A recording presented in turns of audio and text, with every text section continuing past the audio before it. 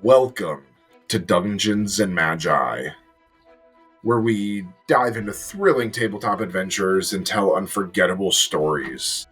Tonight, we step back into the shadows of a city where myths walk among us, where the mist hides secrets in every alley, and where legends are more than just stories. They're living, breathing forces shaping the world around us.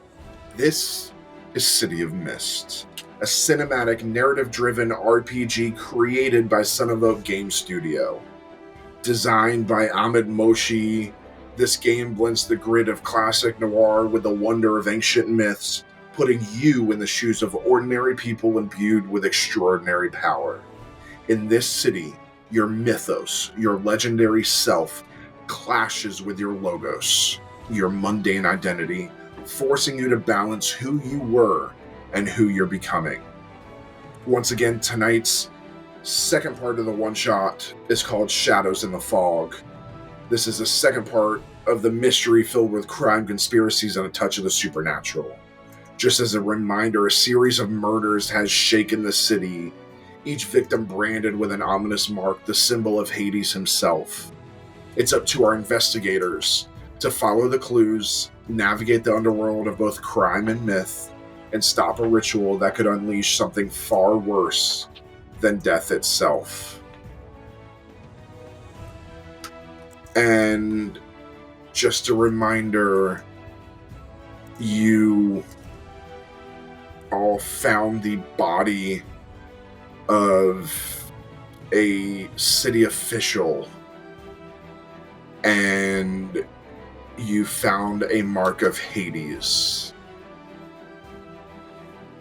Investigation continued through the city until you found out about a courier. This courier you chased down, got into a foot chase with, stumbling behind, almost missing him, and then a dramatic leap off of a building in front of a train, where Vera was able to jump off, grab him, and fly back up. Some interrogation, some revelation, and then you made your way under the city to what they call the catacombs. And you came face to face with the Rift of Hades. So, like I said, episode 1 ended with the Rift of Hades lifting a golden chalice, beginning the gates opening. Now, you are standing in a chamber flooded with unnatural darkness, mist churning violently around you. The Rift of Hades is no longer just watching, he's acting. The darkness doesn't just fall, it consumes. The mist thickens, tendrils slithering across the walls, pulsing with some alien heartbeats. The cultists drop to their knees all around you, their voices no longer their own, chanting in a language not meant for human tongues. Odi Bogito tu. Odi Bogita tu. It gets louder and louder as all of them begin to chime in. The chalice in the Rift of Hades' hand shudders, and for the first time you feel it. A pull, a shift in the air, as if the world itself is being peeled open. The gate is opening, and something is coming through. A massive stone archway stands at the back of the chamber. The mist pours into it, warping the space beyond. Golden cracks spread along the floor, illuminating ancient runes. A sign that the ritual isn't just about summoning something, it's about merging two realms. The Rift of Hades turns to you, smiling as if he already knows you're too late. You still don't understand. He gestures to that gate behind him, shrouded in mist. This door isn't meant to be opened. It's meant to be torn down. And just as he says that, a mass of shadows and bone begins to push through the mist. Its form shifting unnaturally as though reality itself is rejecting its presence. A low, guttural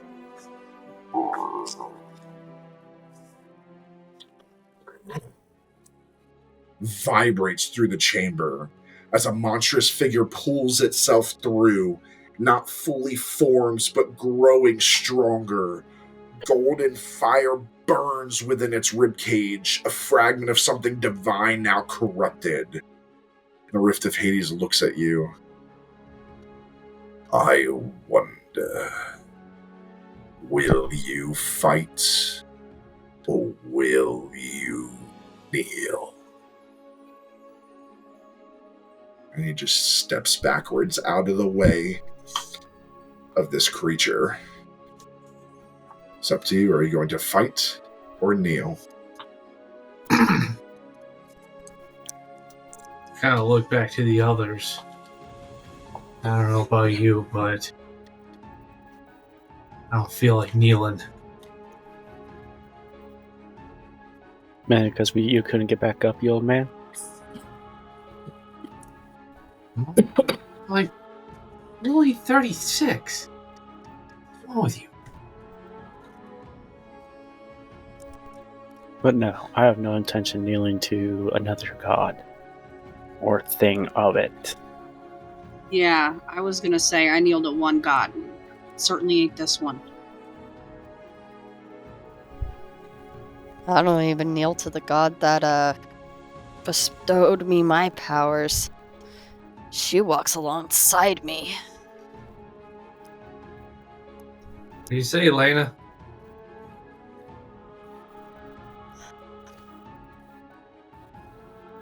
And just for reference, before everybody makes their final decision, this is what it looks like. Put it in one shots. Oh, that's scary. That is the Gateborn horror. That's pretty cool looking, actually. actually, We're not going to survive that. we're probably not going to survive it coming out anyway. We might as well go out on our feet. I don't want to die. No, I don't either. I think we'd die one way or the I'm other. gonna just start cracking my neck and loosening my shoulders. Gotta go out. Can't think of a better way to go out than fighting that thing. I can think of better ways than to go out. Yeah, I can think of a few right on the top of my head that you wouldn't know about. Yeah, as I look there's at Gil's. a shit ton of better ways to go out, but again, I know a lot I more ain't fun ways. fucking I'm trying to kneeling. hype you all up, alright? Can we push it back through the gate?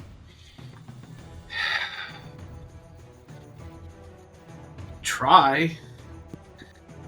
How big is this thing? Is it It still looks coming huge. through the rift? Yeah, I mean, it's coming through. It's not fully formed yet. It's like part way. It's through the gate, but all of it hasn't come through, so it's not fully formed. You know where it is now. We can always come back with more people than just us. Most of the people around in the city don't even know this thing exists. They just think all this is just some random crime. And by the time we come back, that thing is probably going to be bigger than the tallest building in the city. It's now or never. I mean, some of you can go.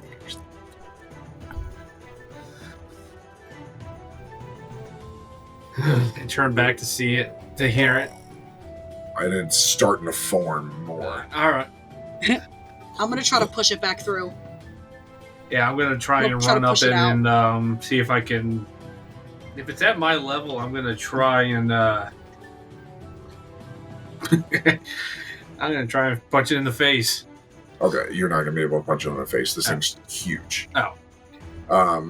This How thing's tall are we like, talking? like 13 feet tall. Oh, Jesus, I thought it was already, like, Ooh. crawling out. No, it's like pushed through the gate and Yeah. is like forming, like it's almost like the gate like cracked open or starting to open even more, and he's like pushed his way through and had like grabbed onto the sides and pulled himself out. So he's in the middle of, like, he's already stepped all the way out. The back part of him is beginning to form at this point. Okay. Then try and aim for, I guess, aim for its leg and try and swipe him out. Okay, so here's how we're going to do it. I am going to give you... So City of Mist doesn't really do initiative. For this many players, I feel like that's very hard to do it. This would be really easy with like 3-4 players where you can just kind of go. Okay, so I know Son of Oak is watching. I am going to adjust your game a little bit just because with this many people, it makes it a little hard. So we are going to do D6 initiatives. So everybody roll a D6, including this monster. Damn. Okay, so Gil, what do you got? 5. Okay, I'm sorry. Let's do it this way. 6. Who got Me. 6? Me. Okay. So did the monster. So let's do a rollies again.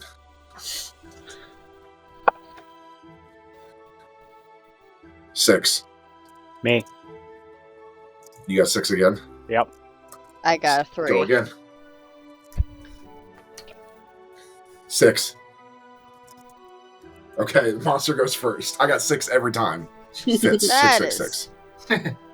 But Okay. So the Gateborn Horror is going to go first. Okay. Then we'll do Charles.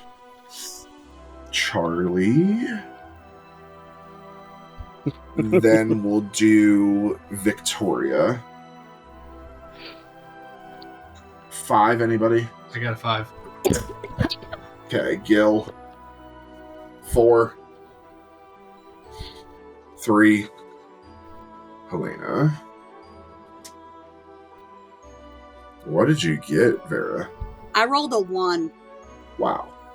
Okay. Yeah. Okay, so like I said, for those that are watching, this is not how City Mist runs, but with us being 5e, this is what makes it comfortable and easier for us. So, we are going to do it like this. Everything else is going to run the same. I've given you guys the combat cheat sheet. You still should have access to that. All the things that you can do. But at this point, it seems like everybody's doing hit with all you've got or face going toe to toe. So Remember where that Where is cheat it? sheet Find that is. again. That's right.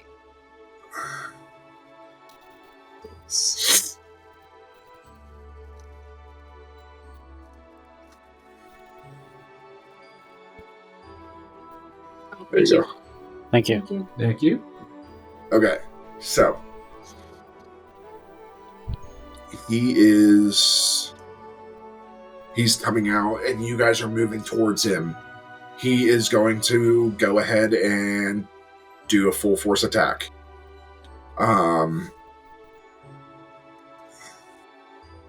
And he is going to use a tag. So, Tendrils of the Rift.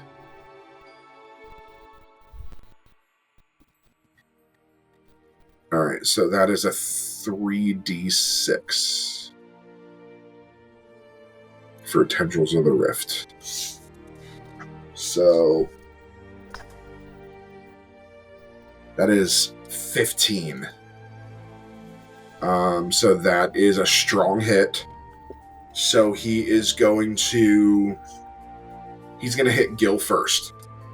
These tendrils come out of the portal, hits you once, you take a bludgeoning 1. Okay.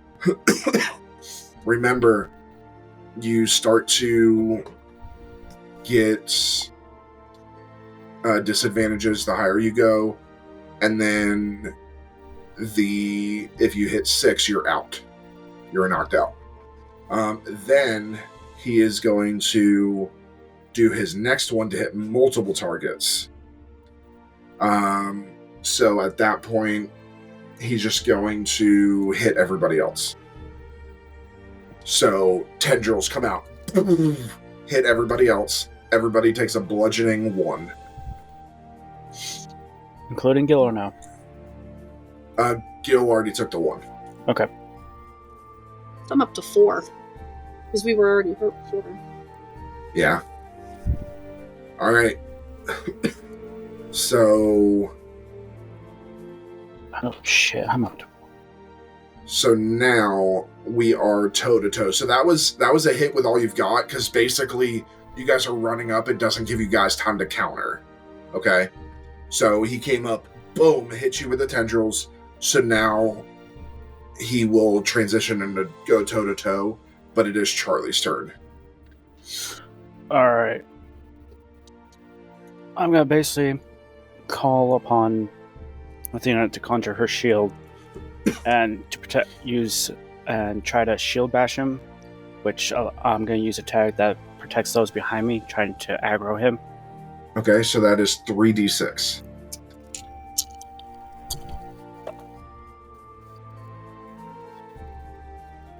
$10.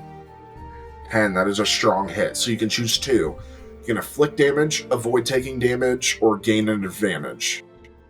I'm gonna inflict damage and avoid damage. Okay, so that is a 1 to him. So now if he hits you again, you will be able to knock it down by 1 point. Okay. Okay? Alright, so you run up there, summon the shield, and bash at his legs. Alright, Victoria, what you got? Keep in mind, you can also bounce off of each other so you can communicate, and depending on what you do, it may give you bonuses or advantages. I'm gonna use my fangs and claws, and I'm gonna run up to it and slash at it. Okay. You're invoking a tag? Yeah. Okay, so that's 3d6.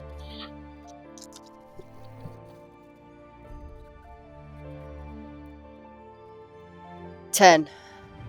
10, that's a strong hit. So you can choose to inflict, avoid taking damage, or gain advantage. You choose 2 of those. I'm going to inflict and avoid. Okay, so that is a 2 for him. So if he does hit you again, you'll be able to knock it down by 1. So you run up and claw at him and then bite at his leg. Definitely not soft. You can feel this. It almost tastes like sulfur. I kind of spit and hissed at him. All right, Gil. So, I'm going.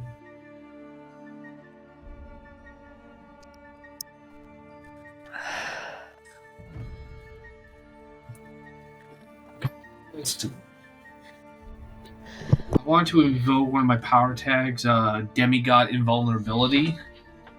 So, but I'm just gonna kind of follow up right behind Victoria and just try and hit this thing as hard as I can. Okay, 3d6. Mm-hmm.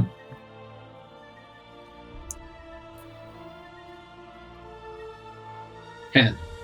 10. That is a strong hit, so you can inflict, avoid, gain advantage. You choose 2. Hit and avoid. Okay.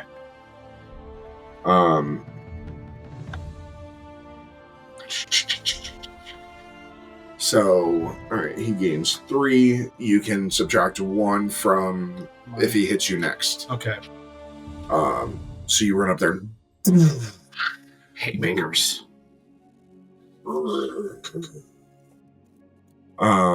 Okay. Lena, you're up.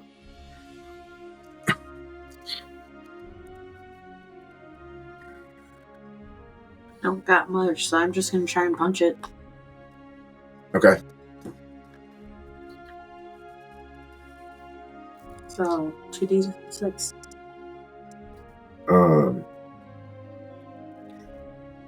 Yeah, actually, I was technically doing this wrong.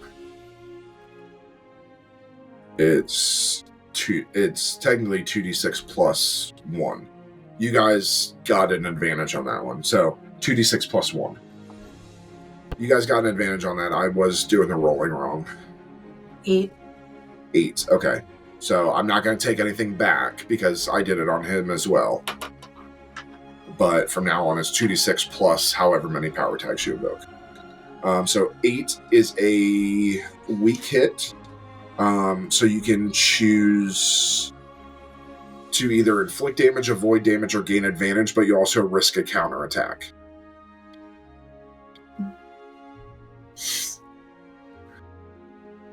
I'll hit Okay. What are you hitting with? my fist. Okay. So you run up and punch him. He is going to try and hit you back.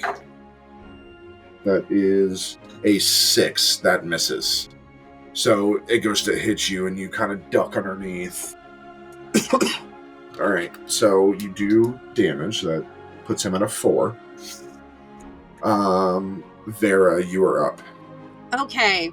I'm gonna take my sword and I'm gonna use my power tag Flaming Justice to make Okay. the flames burn brighter, and I'm gonna try to slash at him. Okay. 2d6 plus 1. 5? 5. That misses. Yeah, I'm not rolling great. So, as you go to do that, you actually stumble and you fall right in front of this creature, right at its feet. Damn it! And it is now his turn. He is going to... New round. So... Those two. Okay, so he naturally removes those two. So you see him get a little bit stronger. And then he is going to try to...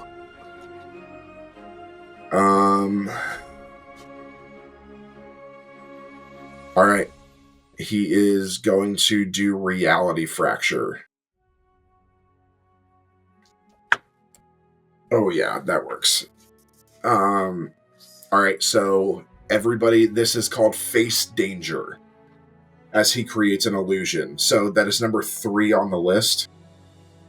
You need to roll a 2d6. If you have something that will help you dodge, resist, or survive a threat, you can use that tag. Okay. Oh, damn, I already used Demigod Invulnerability. Yep. If not, 2d6. Something that, Okay, so veterinarian would be able to avoid danger because veterinarians have to avoid getting bit all the time. So I'm going to invoke that tag. I'll allow it. So with my shield, I can regrow my organs. Would that count, or is that more just healing? That would be more healing. Okay. Yeah. Okay. Alright. So, I have something, Predator senses. Probably allow me to kind of sense what's coming. Sure, I'll allow it. 2d6 plus 1. Do you get 2d6 plus 1 or just 2d6? If you have a tag, it's a plus 1.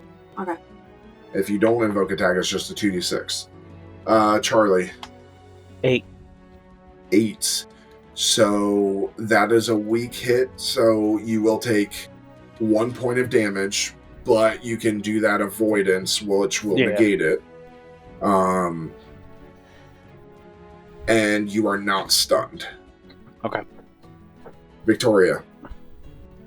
I also got an 8. Okay, so you would take 1, but you have that avoidance, so you can negate that, and you are not stunned. I'm gonna use my avoidance. Gil. I rolled an 11. 11, so you avoid all harm. Okay. Lena. Since then, 7. 7.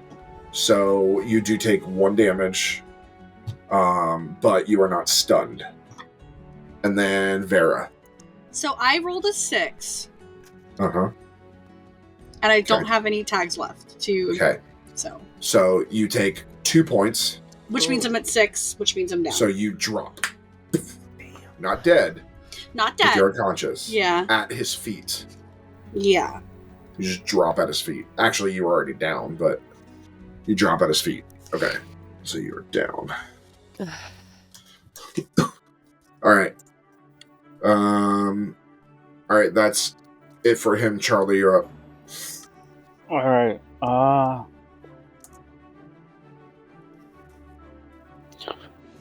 so I have one tag that says the innocent of the world, which allows why he holds the shield. Does that empower him to hit harder? Because he's trying to protect the world? Is it a tag? Yes. Okay, it has to be listed as a tag. It is listed as one of my tags for the shield. Then yes. Okay. And that's 2d6 plus 1, making sure. Correct. Okay. Okay. That is 5. For a That's child. a 5. Okay. That is a miss. So you go to hit with the shield, you stumble, and you are laying right next to Vera, right at his feet. Oh no. Okay. This means if he hits you, he does double points. Alright, Victoria, you're up.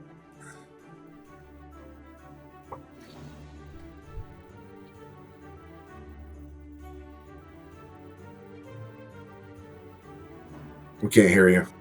Oh, I'm going to use shape-shifting, and I'm going to try and bite him. Okay, so were you shapeshifted in the last hit? No, I used fangs and claws.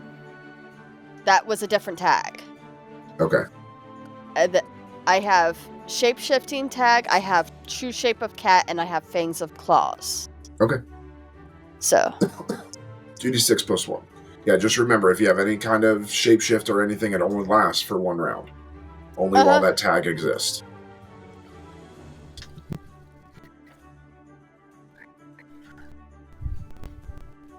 That's a 6.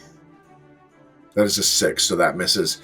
You go to claw, or you were biting him. You go to bite him, and as you bite a hard part, and it snaps one of your teeth. You take bleeding 1. And that puts me down. Okay, you were down. Okay. As you all see Victoria bite and then drop down. So now you have Vera, who is down. You have Charlie, who is knocked down. And then you have Victoria, who's completely down, all at his feet. Gil. So I'm seeing this, and I'm just kind of like,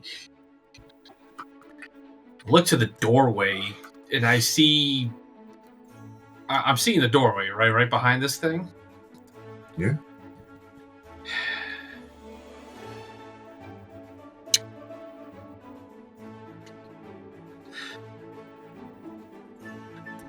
I want to.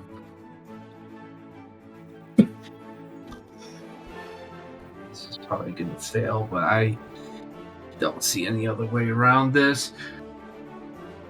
I want to invoke my power tag, Mind of the Wild. I'm just going to go crazy in the fight, and I'm going to charge.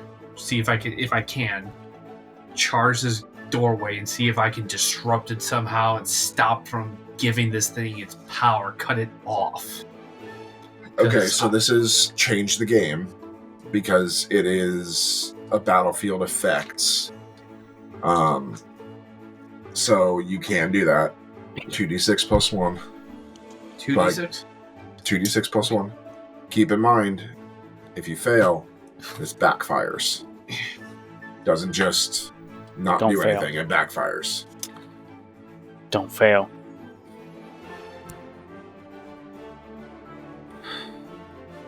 Bam, smack him. 2d6 plus 10. 1. Plus 1, yes, not 10. I got a 10. Okay. So, I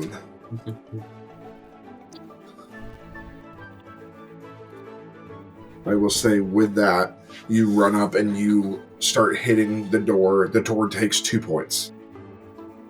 Okay. The door has the same Same thing. effects as everybody else. So it needs to be at 6 points to be able to do anything. I was alive. So, and you see some of the rocks start to crumble a little bit, but that it's spreading even more as you're standing right next to it. Why couldn't I have picked Samson? He brought a whole building down doing this. All right, Lena, you're up. Alright, I'm gonna punch again. Okay. 2d6. That ain't gonna do shit. That's a 3. 3. Oof. So you go to punch, and as you punch, your wrist snaps. Broken bone 1. Ooh.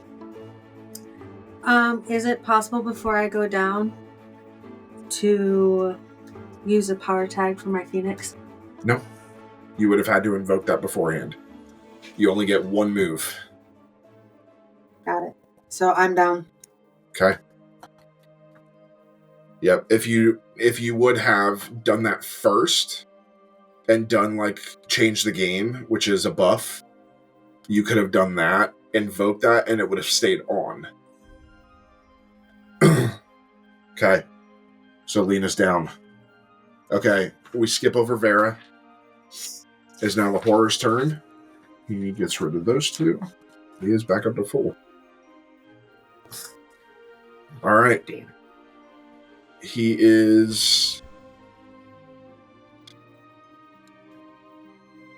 going to go toe-to-toe with Gil at the door. So he turns around. And he doesn't have any... Does he have power attacks? He does not.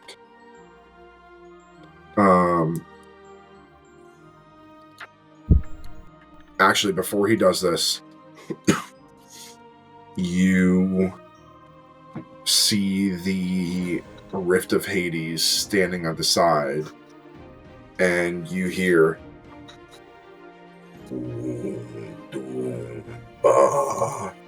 Gil.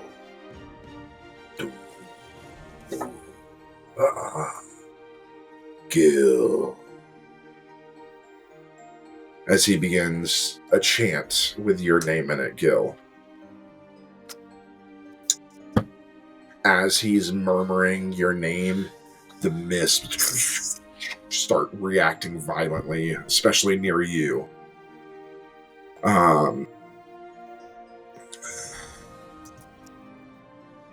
Okay. So the monster is now going to try to hit you. He doesn't have any tags, so it's just a straight 2d6. That's 9. Well, that hit. So that hits. It's a weak hit. So he is going to try to hit you. Or he does hit you. You take a bludgeoning 1, but you can counterattack. Okay, I'll do that. Go ahead. Yep. 5. Miss. So you go to counterattack and you swing wide. Okay. So you have that bludgeoning 1. It is now your turn. Try and keep hitting this doorway. I can't get up. Oh, hold on. I'm not down. Yes. Yeah, sorry. Yeah, All you're right. fine. I'm gonna So it is my turn then? Just to make sure. Alright, I'm going to get up, and I'm actually going to go over to Victoria. And with the shield's help, I'm going to use regrow organs to try to heal her up. To Get her who? back on Victoria. Okay. Alright, so that is change the game. So 2d6 and plus 1. 10. 10. Okay. So Victoria, you are back up with 4 points instead of 6. Oh. You were still prone. Aren't you guys glad I have healing? Yeah, oh my gosh. What? But that is your turn. Yep. Victoria, it's now your turn as you're laying on the ground. Get your ass up and go distracted while I get the others. Yeah, alright. I'm gonna take true shape of the cat, and I'm gonna turn into a tiger. Okay. And I am going to leap at this thing to try and push it back through the... Okay. Because it is so big, this has to be a 10 or higher for it to work. Yep. Oh, 2d6 plus 1. I don't need you falling your face back and... Okay.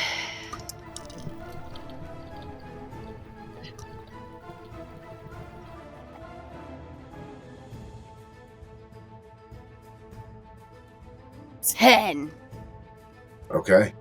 So you jump up, and you kick at it, and the thing stumbles and is partway through the portal, but it is holding on itself, trying to keep itself out. I will say it will take 2 damage from that. Okay. So then we go to Gil. And then Victoria changes back to herself. Seeing this, I'm going to try and, again, push it through all the way. Try and get it back through the portal. Okay, this will be a 10 plus.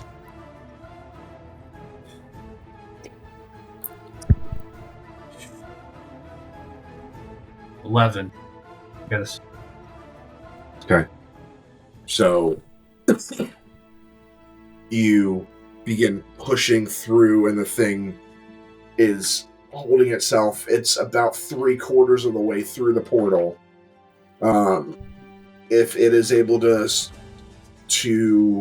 succeed on its turn, it will be able to pull itself back. So Lena's down, Vera's down, so we go to the horror. It is now his turn. He is going to... So he is surviving a threat, so this will be face danger. So if he rolls a 10 or above, he completely pulls himself back out. 7 to a 9, he pulls himself back out partially. 6 or more, he stays where he is.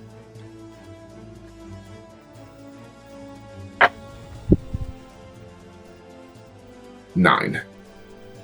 So he pulls himself out a little bit, so he's about halfway now. Okay. So it'll take 2 more pushes of 10 plus to get him in. So he's... And you can feel yourself being pushed backwards, your feet like grinding into the dirt, as you still hear, "Don't be not Gil." Okay, Charlie. Running to now Vera to go heal her using Heal the Entry from Morrigan. Okay.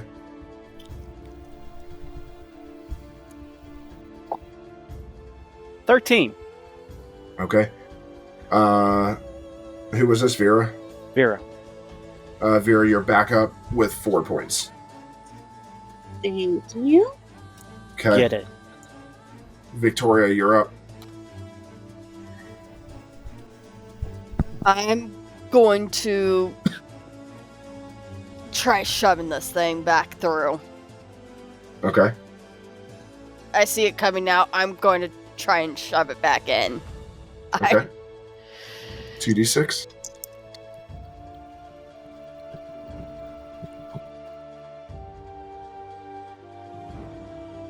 I 10. 10. All right, so you're able to push it more, and you can see its head and its arms are still there in 1 foot.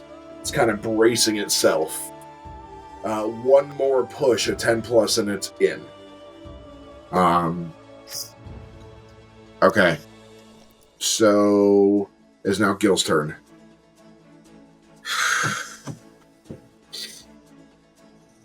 I'm gonna try and push it in all the way. Okay. Hold on, see if I have any power attacks that can help me. I'm going to invoke Instinctive Fighter. That'll help me be more... Sure.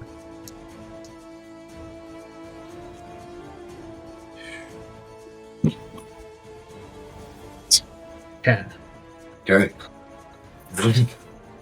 Gets pushed in to the horde.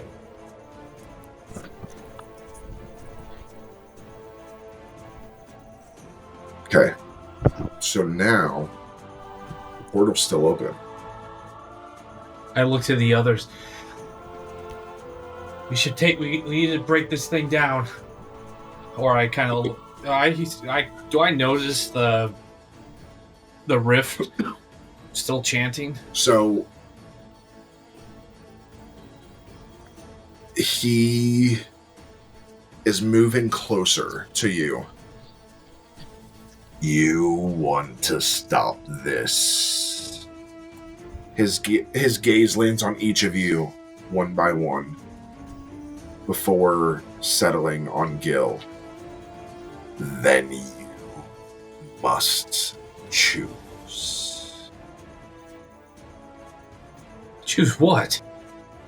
I'm breathing pretty heavily. So, you have 3 ways to stop the ritual. Well, I'm down, so I can't say shit. You can destroy the chalice, but you have to fight the Rift of Hades to do it. You can sacrifice someone voluntarily. He's giving you a choice, 1 life given to save the city. If you refuse, maybe he'll force the choice. Or you seal the gate with a ritual of your own. But this has heavy risk, as the mist will push back. And if you fail, the gate will remain permanently damaged and stay open. So, it's your choice. He's giving you a chance to think about it. I kind of look to the others. So what do we want to do? And as you're talking, he goes, "Let's make this fair." You're up with 4 points. So you... I'll walk over and Lena? help Lena up. Lena, you alright? Yes. We got an opportunity to close this. Whatever it is, I'll do it. I wouldn't be so sure to go volunteering right away. We either fight this guy, one of us willingly sacrifice himself, or we try some ritual we've probably never done and maybe it goes sideways. I'll sacrifice myself. One I don't problem have with anything to live for anyway, so It's a bit harsh, don't you think? I'm excommunicated within the law enforcement field because they think that I set an arson.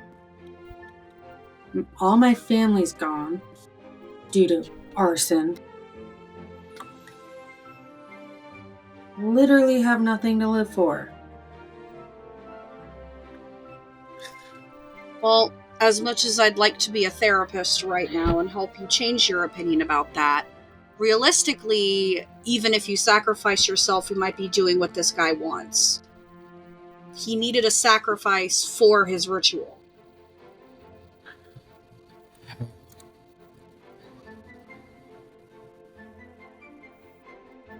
Either way, we can't fight that thing again. We barely got it through the gate. Back through the gate. Now, I don't even want to think about what this schmuck over here has got up his sleeve. I look at Yeah, the no, cultist. If I sacrifice myself, do you promise not to bring Hades back?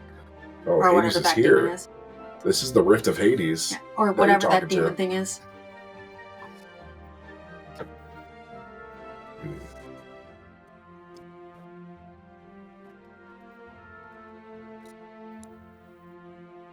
Sure, but doesn't mean the city won't change.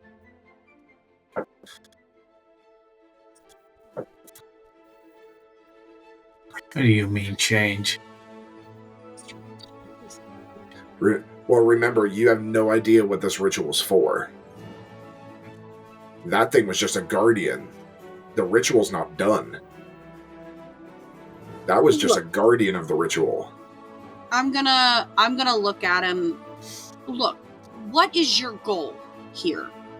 We know that you obviously want Hades and but what is the end game? For the mist to recede, so everyone can see us as we are. No more secrets, no more hiding. Those who have power get power, stay in power. What?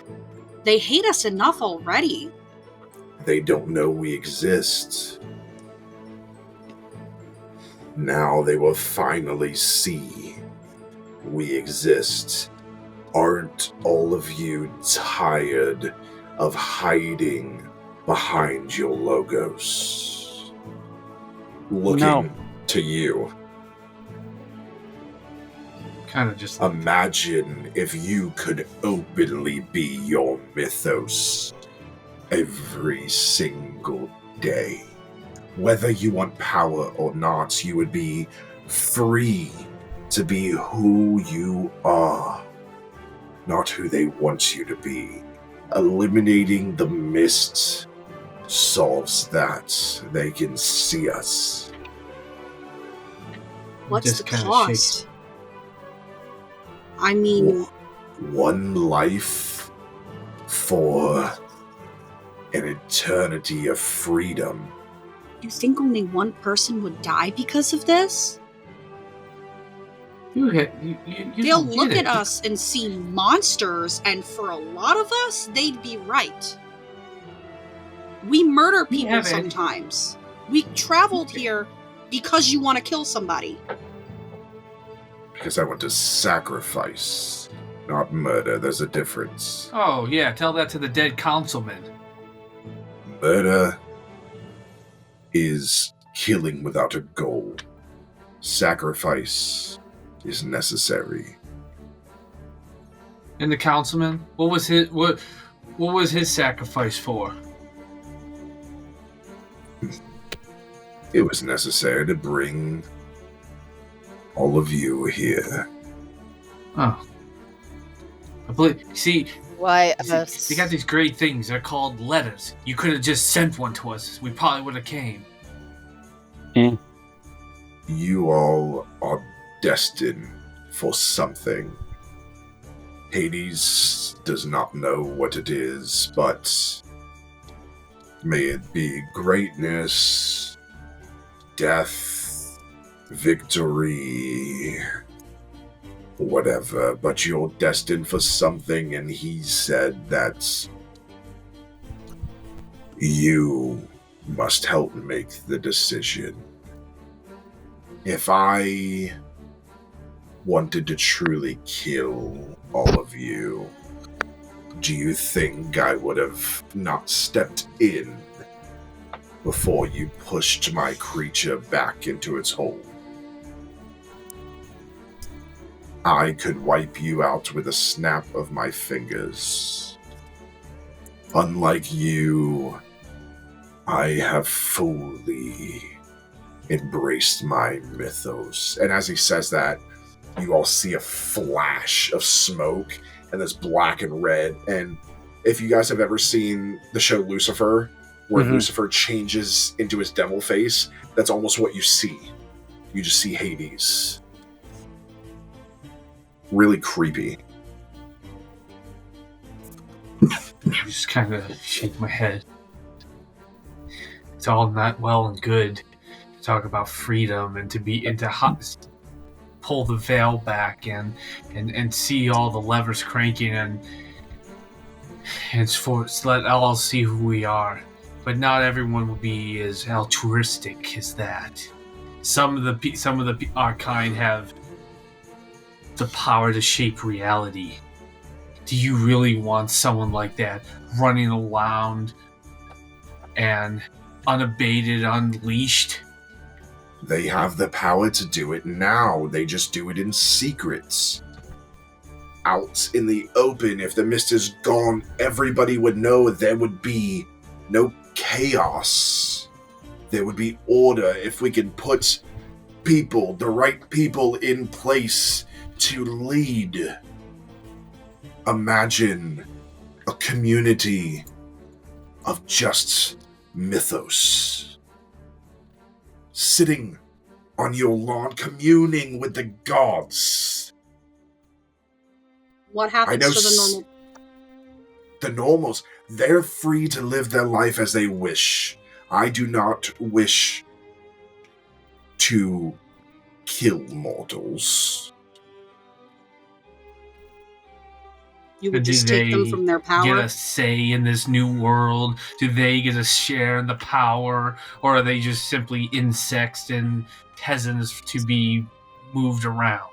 If they allow us to live as us, they can live as them. Why can we not live side by side? Is that not fair?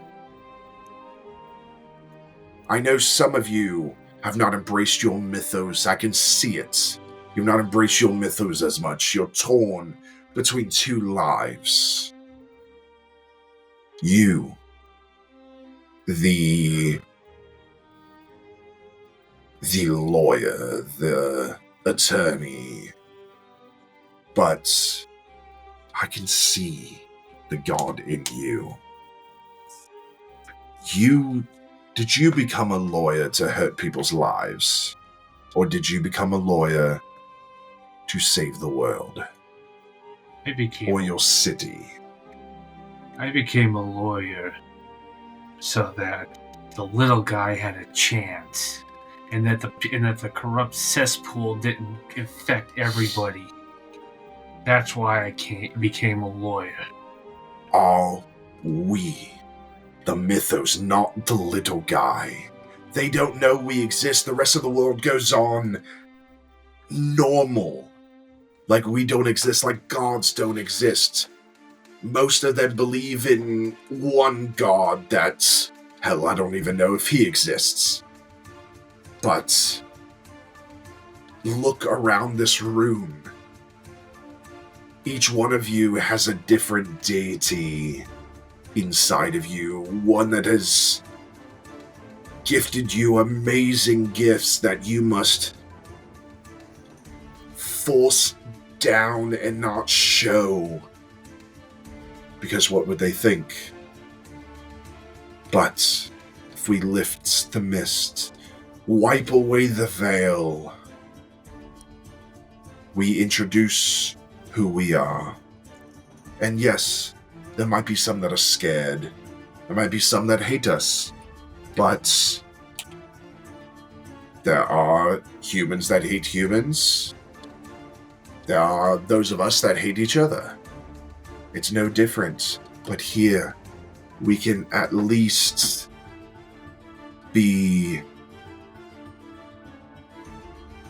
ourselves. Is that truly not something that you want? Looking right at Lena, I actually walk up to the Rift of Hades and stand next to him and was like, I'm with you. As I'm like kind of like looking down from around everybody else. You will no longer be shunned by the Logos, but embraced by the mythos. Imagine a police force or a firefighters or something, an army, a military made up of complete mythos where you can use your powers for good. That is the world I see. Yes, I may have made some sacrifices, but one life for the many, I believe that's reasonable. I'm gonna pull out my black booklet that I write all the premonitions I have down in, and just scroll through them going, your future is just one of many. You could also cause war, I see. You could cause mass slaughter. What's to say this is the right way? The gods put up the mist for a reason. Why don't you try to honor that? This mist has been in existence since the beginning of time, since gods walked the earth. Times have changed. Do we not still kill each other on a daily basis? The wars. Hell. Look at the war that just happened a few decades ago. Multiple wars. Imagine if we were able to use our powers to stop that. I'm not saying we wipe Logos off the face of the earth, but maybe with Mythos we'll be able to keep Logos in check. And they, us. Yes, we have great power, but can our gods not take it from us if we go too far? I'm not saying that it'll be easy, but imagine yourselves. We together create a council where we can guide, not dictate, but guide the mythos into the Logos world, and vice versa. It will be a combined world. Yes, this is one of many possibilities. But does the fear of change and the fear of the future mean we should not embrace this opportunity?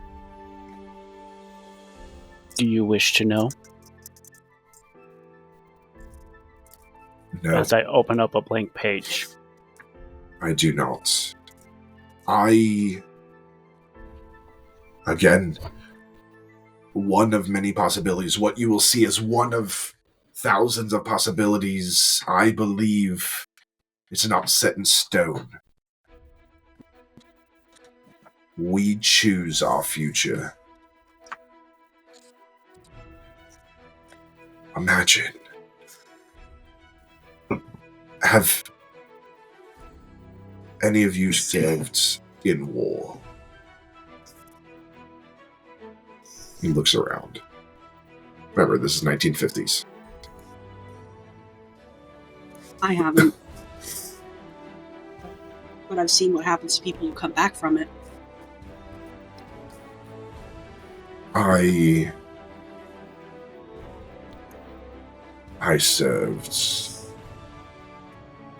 in World War II.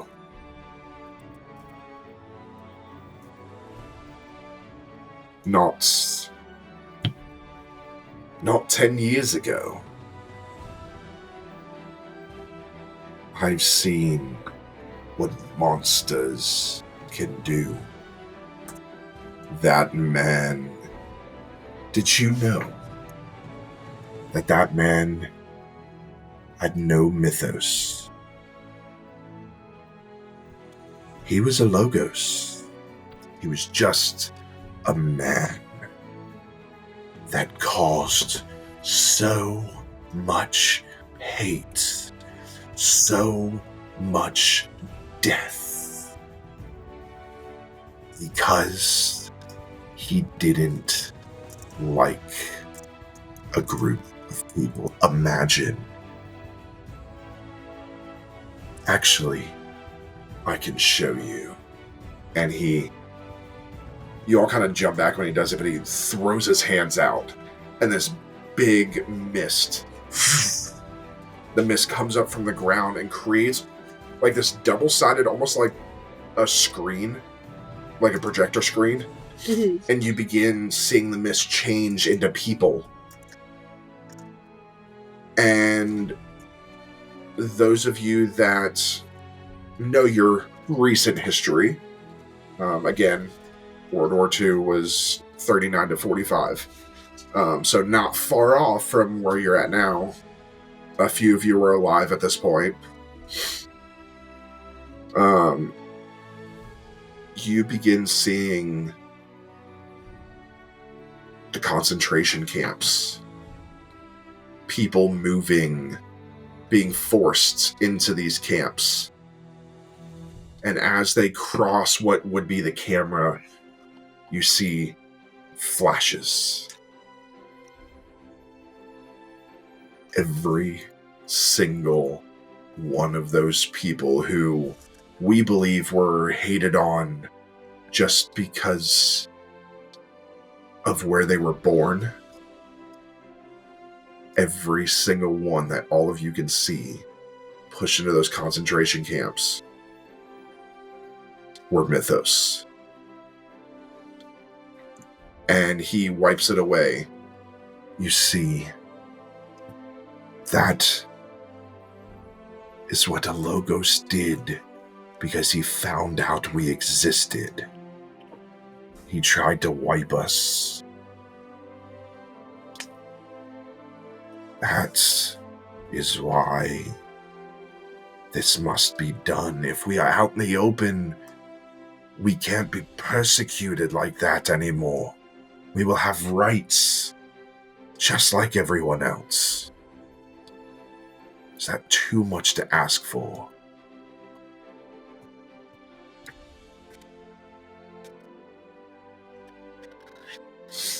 I'm just breathing, trying to steady my breath. Clenching after seeing that.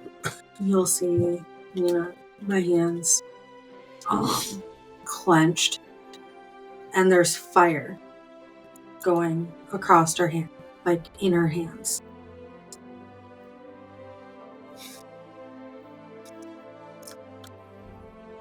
And I would say this is the first time you all see the fire. I will put it this way. What you're saying sounds almost too good to be true for us. And part of me wants to say, if it was so good to be true, you would have spoken to us instead of whatever the hell that was that you did to get us here. But you're not wrong that we could do a lot more help if we were out there.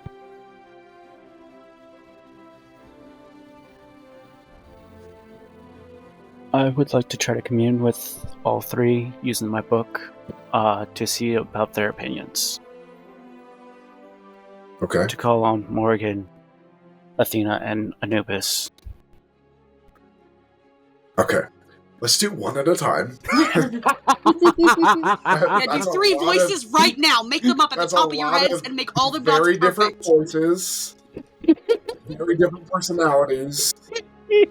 Yes. Yeah, you know what? I'm going to do doing. that too. So get ready to be the Christian god too.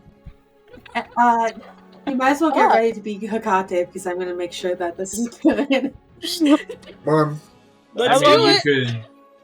You could also do Gilgamesh and Anaki. I don't think you want me to do Gilgamesh. Dude, I'm... Wrong part of the world, but I get where you're coming from. You only have one. It's the most. I mean, mine, you can't really communicate with my other one. Come on to the others before me.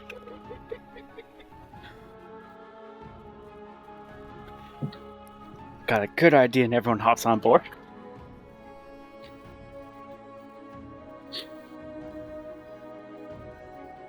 Okay, so...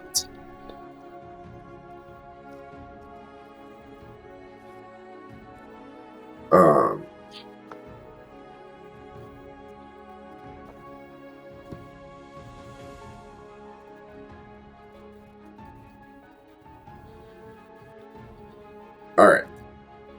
Let's... Charles, choose a god, a first god. Let's start with Anubis. Okay. Listen, I'm not giving him an Egyptian accent. Because I feel like that would be offensive because I can't do it. I can't hold it. So, and I'm too white for that. If it was... Why did none of you choose a Native American god? Don't really know. None of you know any Native American gods? I do, but I don't. I'm not playing a Native American, so I didn't want to get in trouble for cultural appropriation. This is an Egyptian. Yeah. But it's not... Neither are you, and you follow some Egyptian gods in real life. I'm not Sumerian, which is They're Iraqi. Yeah. That's not a closed practice. No, it's not. But Native Oh, why American not? is. I can give you permission. Anyways. Hey, I didn't think of that. Okay. Alright. So, you begin to close your eyes and focus, and a large figure appears with a dog head. Jackal. A dog head. Not a bird head. Pam. Okay, I'm still not living that down, okay? We No. still need to have that chat. So, it appears... What do you want? As I'm sure you're aware of what's going on, Hades is trying to bring down the mist, which you all seem to have kept up. This servant of his gives good points, but I've also seen bad points in my visions you blessed me with. I am conflicted and unsure, so I want to ask you and the other two your guys' opinions.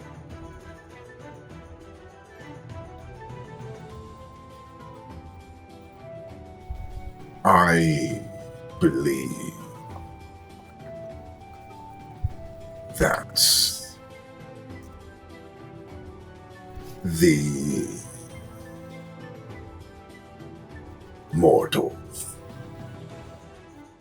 could not handle the power we have given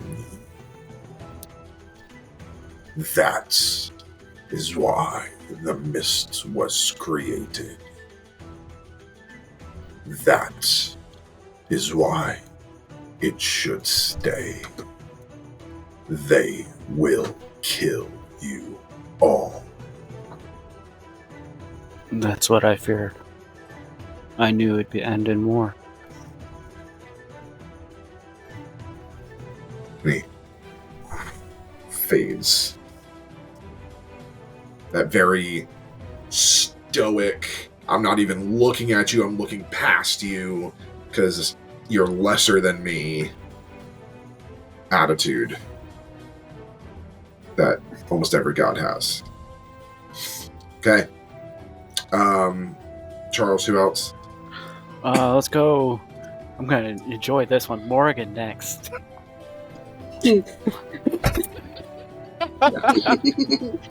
Oh boy. Oh, gosh. You see these ravens flutter, and again, this large figure, these large black wings that flutter and then close in on themselves on her back. Black robes, her eyes covered, the hood pulled down really far.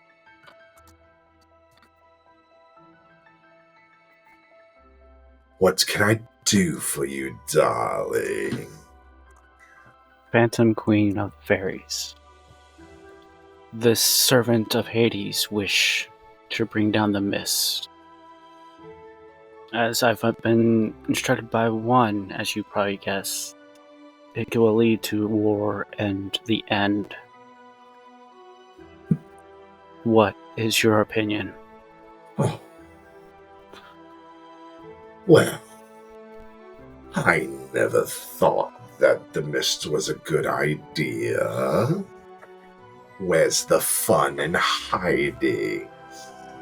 You see, my plane is hidden way far away, but sometimes people come visit. We have little portals to your world. Yep, Yes. that fits But Morgan. I think the mist should be wiped away. I think we could have so much fun if we allowed to be out in the open. Will it lead to war? I don't know, but guess what? That's a war we can win.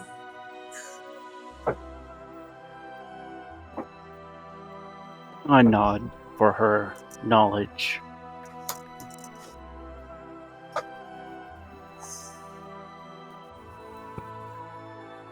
Ready for Athena? Sure. The cockiest of them all. Goddess of wisdom. Goddess of wisdom and master of war. Alright. This large figure appears, full battle armor, spear, the beautiful spear of Athena, large shield at her side. She has her full helmet on. She's in that full military regalia. The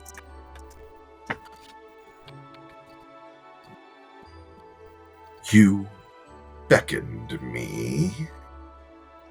goddess of wisdom. One has gone one side, one has gone other. You know war and you know all. You all put up the mist, as Anubis has said, for reasons that we could not handle the power, while Morgan wants it down so that we can be free and open. I see many things as you all are blessed. I do wish to know your decision. Well, Is the decision truly mine? If it was, you never would have asked your other gods. And why did you come to me last?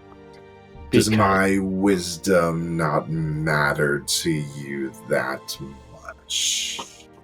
Because I knew each side would go one way or another, and I wanted the best knowledge for last. Sucking up to a goddess. A tale as old as time. 1,000 years ago, I might have smited you just for the hell of it. But I'm much tamer now. We put up the mists so that nobody would fear what we gave. But in all honesty, all it did was take our power away.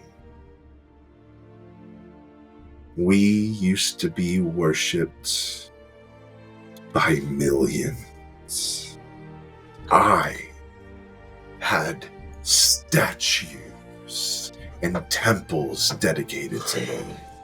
You see flashes of Athena's temple and the statues now broken and crumbled, most gone completely.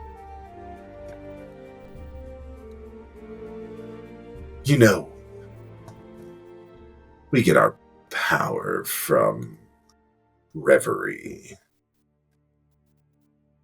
So, the less that know about us, the less strength we have. Now, keep in mind, of course, I'm very powerful still. But if the veil comes down, if the mist disappears, and people learn we still exist, well, I can see the temples now. Although, maybe... And she's almost like looking past you, like looking into your world. Though your times have changed, so maybe my name in lights. The Grand Theater of Athena. I can see it. I believe if we remove the mist, some may not like it, but eventually, maybe they'll get away from that one true god nonsense. May I ask one more question? As my work uncovering all your guys' artifacts, secrets, and all of your pasts to bring forth more worship, all my work to bring out your guys' names, done little to nothing? I mean, they're artifacts of what people believe are dead gods. Why are they going to worship dead gods? If we show them that our power still exists, then they begin to believe. They've been thrown into this one true god nonsense, reading this book that's written by humans, for fuck's sake. At least our readings were directly from us. At least we walk the earth. That guy hasn't fucking shown himself ever. Sent his fucking son or something like that. At least we had the balls to come down ourselves. I know, I'm thanking her for her wisdom. And then I'm gonna follow Lena's and stand beside the Hades person. Okay. Fades into mist as you walk and stand beside the Rift of Hades in unison with Lena.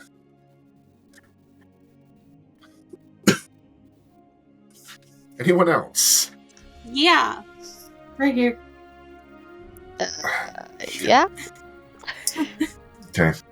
Just Tecate. Okay. Oh, this is gonna be fun. Keep in mind, this is my interpretation of Hecate. Okay. So you focus in this dark mist, stepping out of the mist, this withered and lengthy and kind of like the hag, that just prolongs figure, hooded. What can I do for you? Who comes to the realm of Hecate? That me? What is it you seek, dearie? It's very Irish, but... Am I making the right choice of standing with the ladies? Hades and I share some similarities. We're both very beautiful. You want to know if bringing the rift down, or the mist down, is a good idea? Oh, I think it's a grand idea. Imagine the reach, and you see these long fingers, the reach we would have if everybody knew we existed. Think of the power you could have being the Rift of Hecate, and fully embracing me, being accepted everywhere, the magic you could do. And these cards up here begin floating. It would be so wonderful. You see it.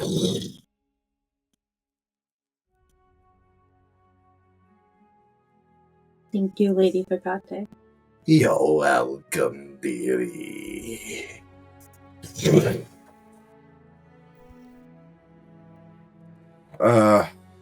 Vera, are you communing? I am.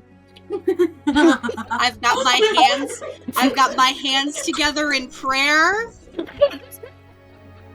And my eyes are closed. And I am communing.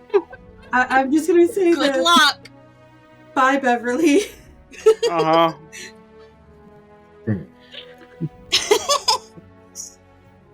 I have to.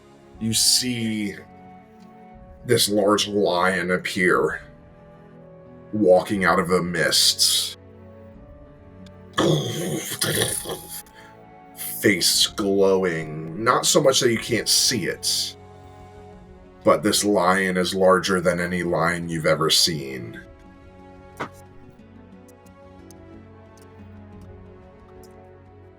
Hello.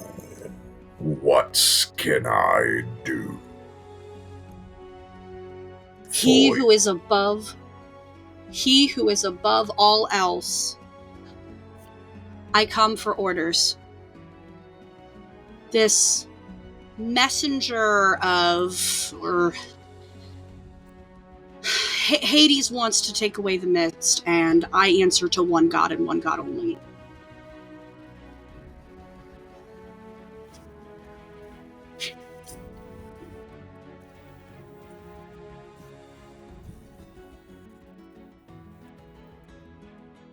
I have not heard those names in some time.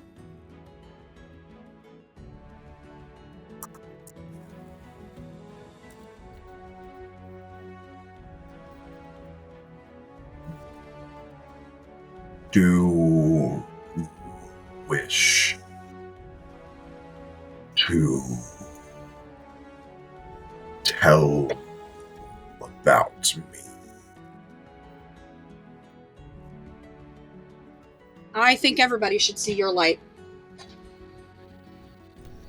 I don't just mean your faith, but the powers I have gifted you.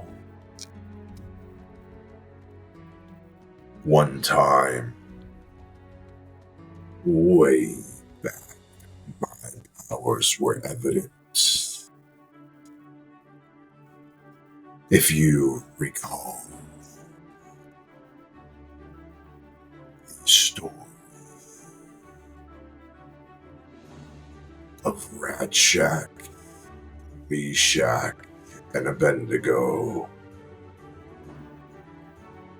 I allowed them to be put in a furnace. Yet, they did not burn. Instead, I appeared with them.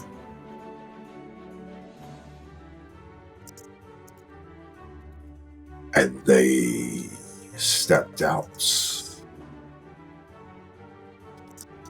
unharmed. That is what would happen if the mist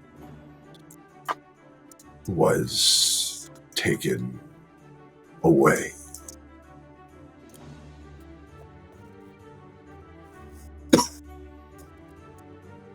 The story of Samson and his great feats of strength. He too was a mythos.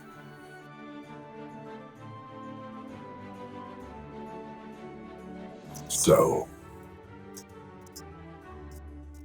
I believe in free will. So, it is ultimately your choice.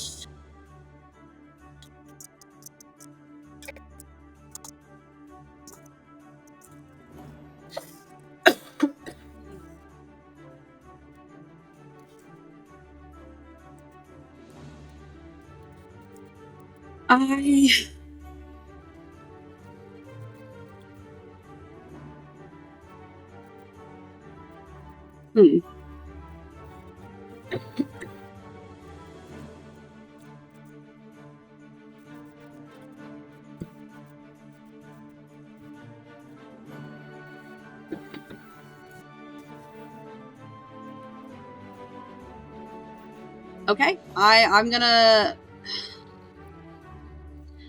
get up. Walked backwards. And I stand beside Okay. with Hades. Yep. Okay. Victoria, Yep. you want to commune? Yep. Could you tell Fast, them who right? your deity is, please? Best. Oh, have fun, Cade.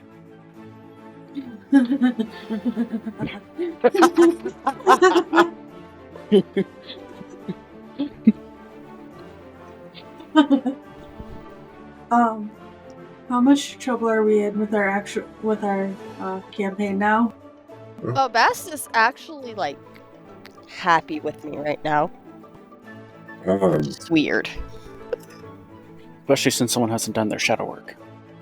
So, if you could, for those, because Bass isn't a well-known deity, if you could quickly tell the others who Bass is. Bass is one of the main champions of Ra.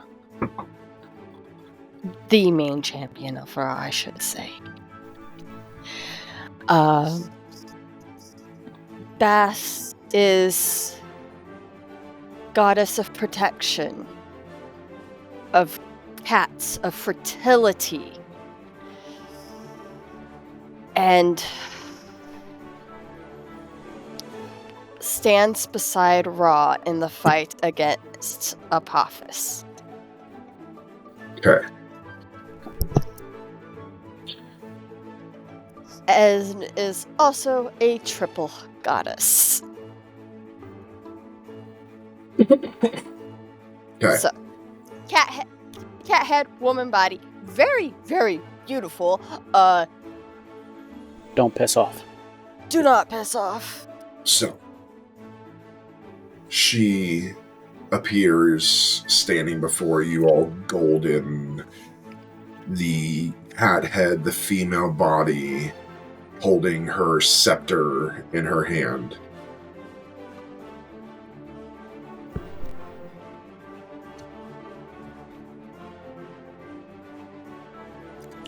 What is it you want? As you know, you are my only mythos. And you came to me in the form of a cat that I had rescued.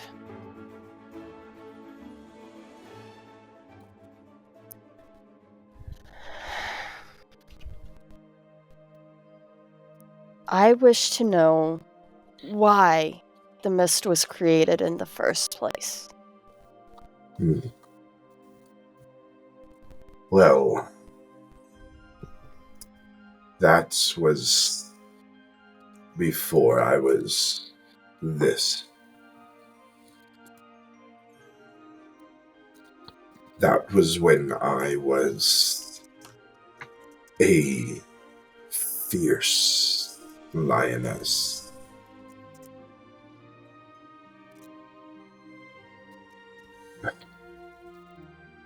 War. Oh, I loved war. Slaughtering victims. But I then became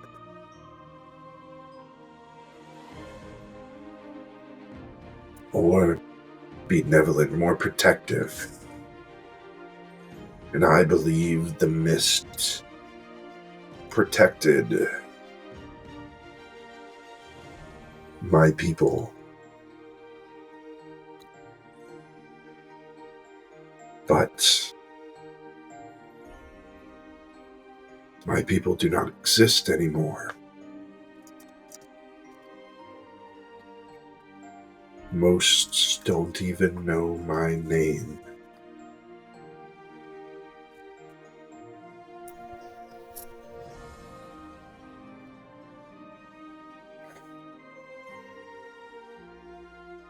I don't believe this mist does any good to us.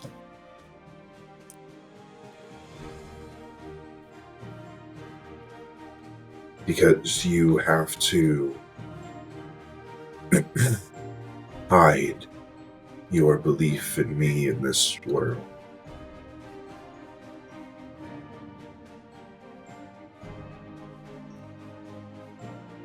Being my lioness. Be the sun in this new world. Both its warming source and its scorching danger.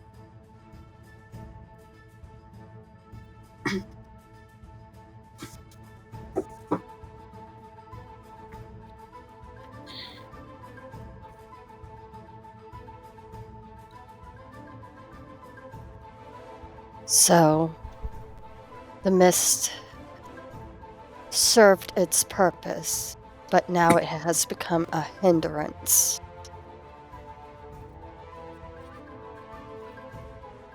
Yes.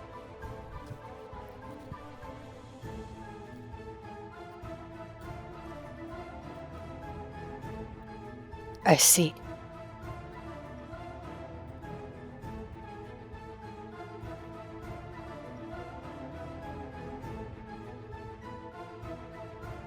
Thank you. And she fades. I take a Yeah. moment Go ahead, Car. to really, truly think upon that. That the mist was put in as a form of protection, but it has become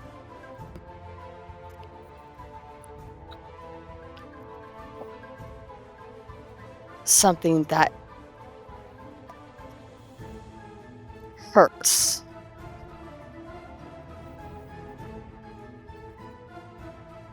And I think of my knowledge as a veterinarian of too much medicine can become poison. And so I step up and stand beside the Rift of Hades. Uh-oh. That just seems you. Since I decide to try and commune with Gilgamesh and Endiku. Okay. Hey, everyone else is doing it. Might as well join in. Alright.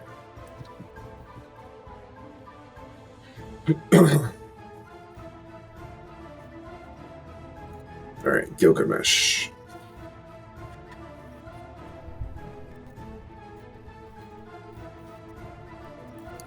You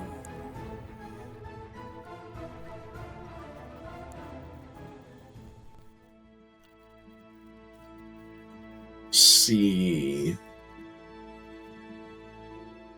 a towering, handsome, strong figure. Some regalia on him, as he was the son of a king and a goddess. So, long, thick hair, big beard, 17 feet tall. So, he was believed to be 11 cubits, which is 17 feet. Yeah, he was a big person.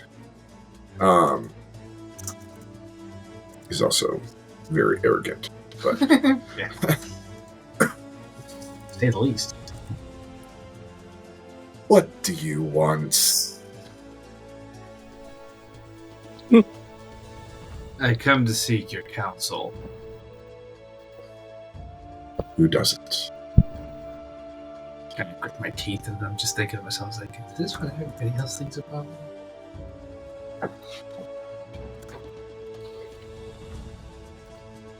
What do you want? Are you wasting my time?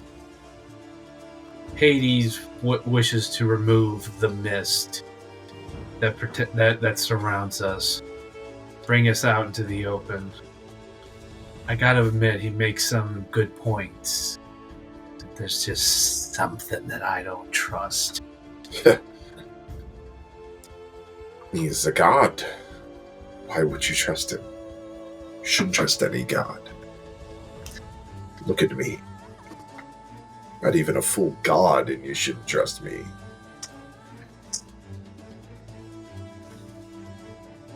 There was only one person in history that ever trusted me. And that was Enkidu. But Hades wants to destroy the mist.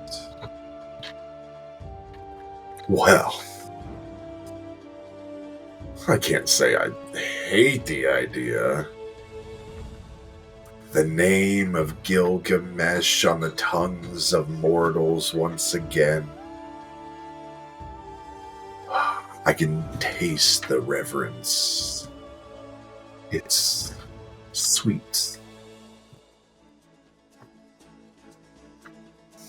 I mean, of course, people are going to choose me over most gods. I mean, look at this. And that, like, perfect, because he was sculpted with a perfect body.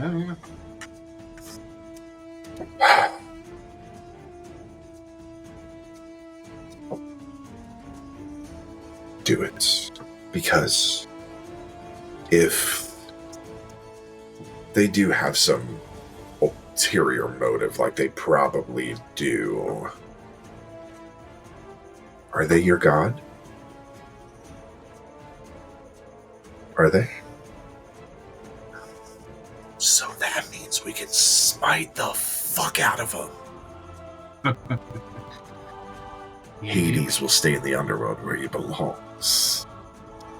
Are we hearing this? Nope. Okay. This is all in their head. This is all reverence. All you guys see is his eyes closed.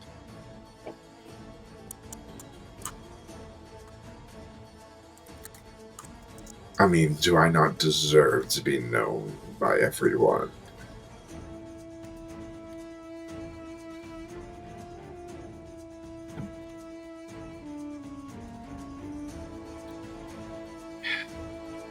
What would Indiku do? How you know best? I mean, if you believe the stories, Enkidu became my best friend, but in reality, they were my lover. But, shh.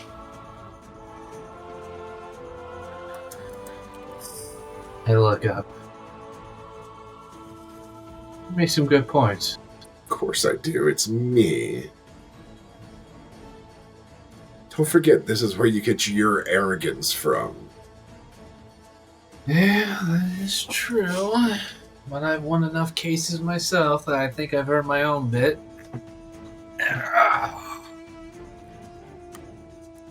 I mean, Gilgamesh and Gil and Gil Incorporated. Imagine it if the mists are gone. Gil and Gil Associates. I thought about private practice. I'm lead counsel. I'll take defense.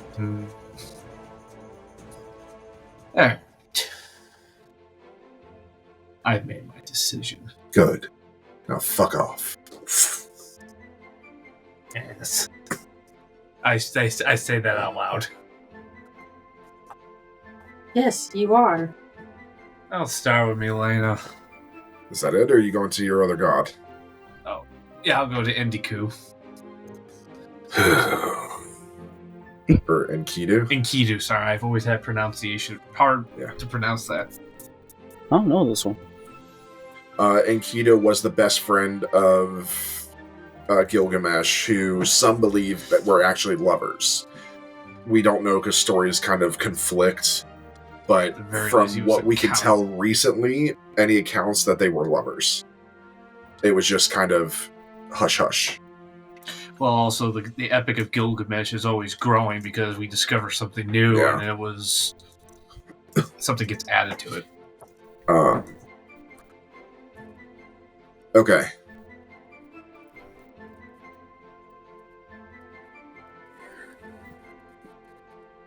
So... you see this man who appears more animal than human. Fully grown shaggy hair, animal skins covering. And he appears What can I do for you? I come seeking your counsel. I've already spoken to Gilgamesh, but you probably can figure how that one went. Hades wishes to do away with the mist, reveal us to the world, build this better world where all will be equal, and something about it just doesn't sit right with me. You know,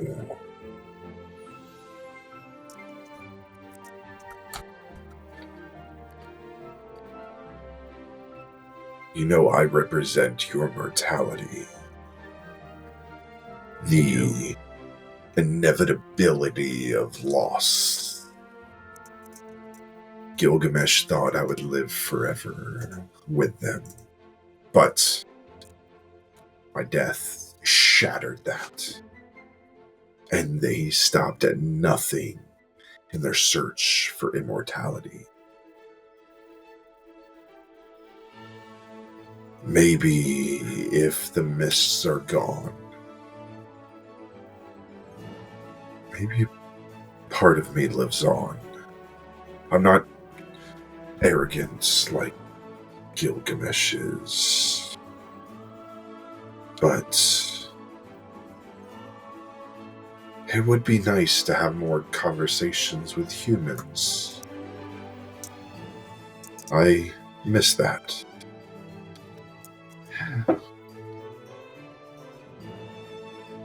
And who knows, maybe with the mist gone, I can take back to the plants and animals, keep them safe.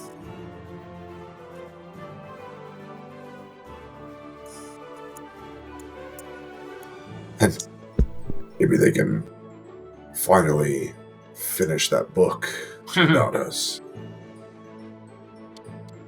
You know, there were actually 3 monsters, not 2. Oh, really? They got it wrong. But maybe if the mist is gone, I can fix that.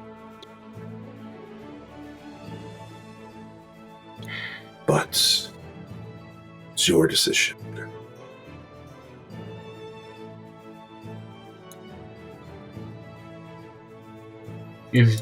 You're right, it is my decision. Thank you. Fates. I look up at the others. So this is where we stand.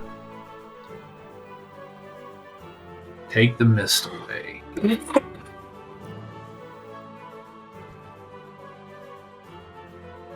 this what you all really want? Do you really think that Hades can deliver this brave new world that he promised?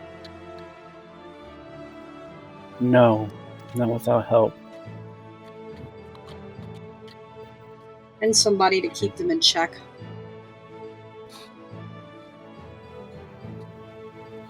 I spend most of my working life trying to defend people who couldn't defend themselves.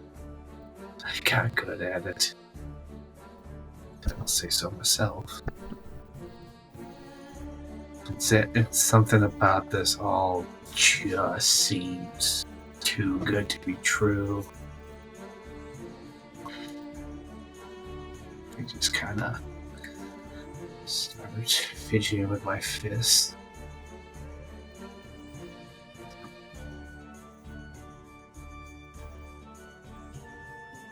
Every bit of me wants me to roar in defiance against this.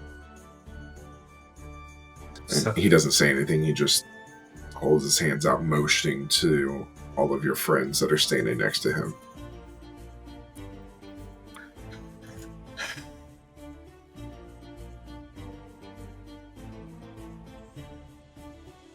I'm not saying it's going to be easy, Gil.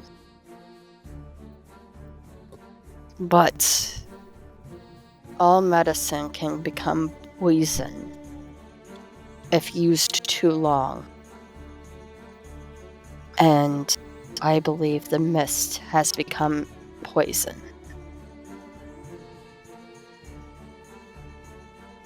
I keep digging up more and more artifacts in history, and how many more do believe.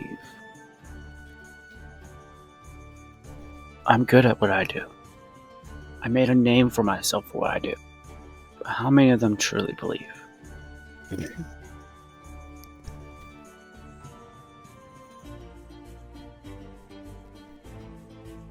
I'm just still looking down. What do you say, Lena?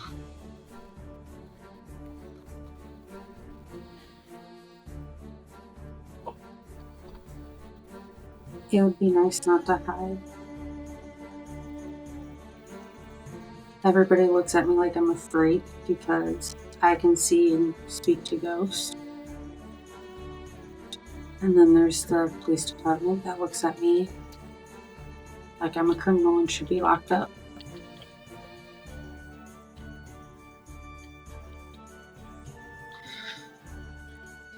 And you, Vera?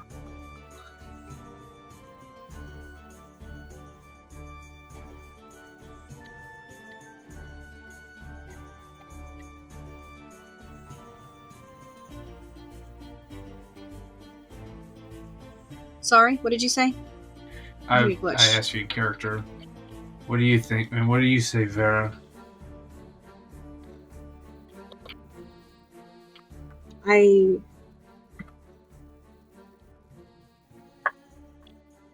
I just think one way or the other bad thing's gonna happen. And at least this way we have some control about some more damage control, I guess you could say. I think if we keep the mist, then we keep going the way that we're going, and it's not good the way that we're going. And if it goes away, it's going to cause a different kind of strife. But at least this way people know for a fact the gods are behind them in one way or another. And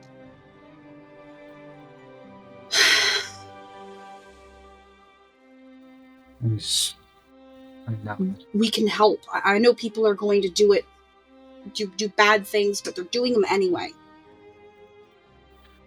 Tell me that. I look up. My fists are clenched.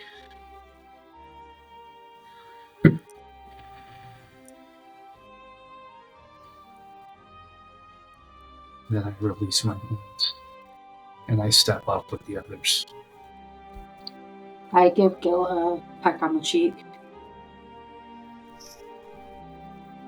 I kind of look between Lena and Gella like,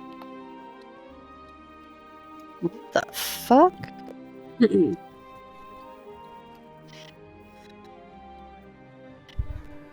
kind of side-eye the Rift of Hades. Just kind of glaring at them. I still don't trust them. Let me be clear. I don't follow Hades. But I think this is a good... It's the only step.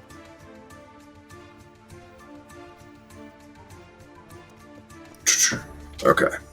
So, with that, before he answers, we're going to take a break.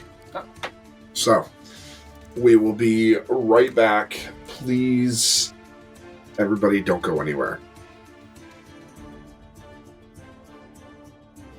Alright, so, as you all stand there, the Rift of Hades smiles, not menacingly, just happy to have somebody in agreement. He reaches out a hand to one of the cultists. It's your time. And they willingly reach their hand out to him. and he guides them over to a table, and they climb up, lay on the table. You are bringing greatness into this world. And before he completes the ritual and completes the sacrifice, he looks back at each of you, making sure you still want to do this. He'll be remembered. I I nod. just nod. We'll honor him. Okay. Oh, gee. Okay, body. And you see him. He disappears. All that's left there is his clothing. And you see hit the portal. The ground begins to shake. And you all kind of gotta brace yourselves. I'm As gonna it- grab onto Gil. The mist, it doesn't fade away. It disappears. That portal collapses on itself and crumbles closed. The ground beneath your feet stabilizes. And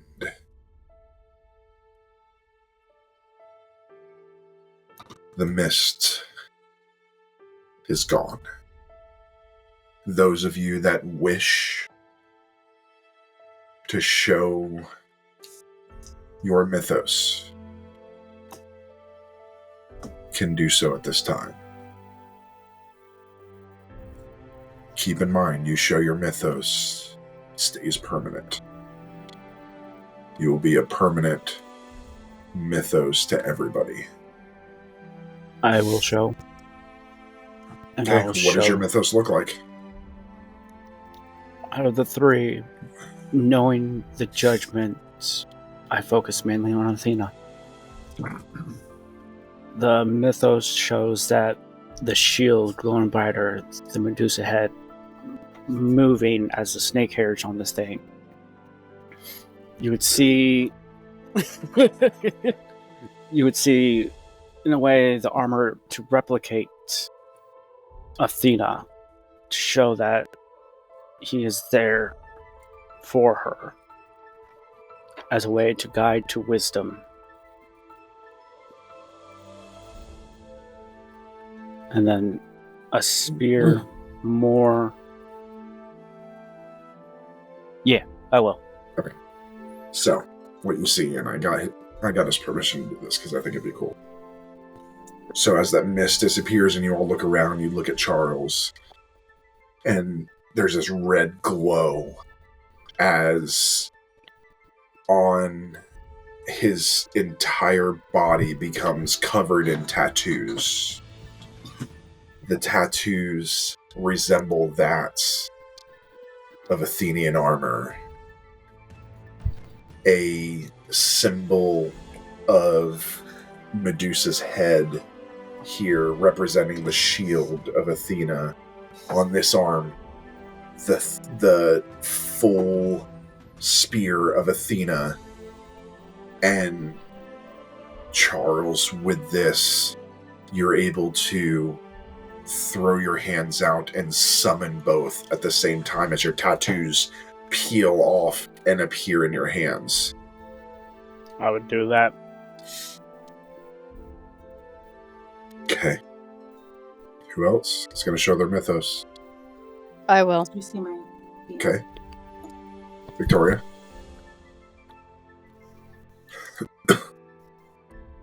Instead of taking the cat head of Bass, I take the fangs and claws and a cat's tail and ears.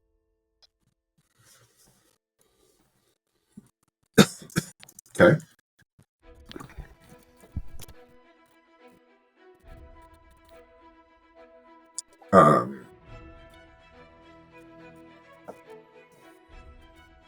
Okay. So then everybody looks at Helena. I step away from the group. And you see this tattoo, colorful tattoo of phoenix feathers completely up the arm. And then the other side, you see these tattoos of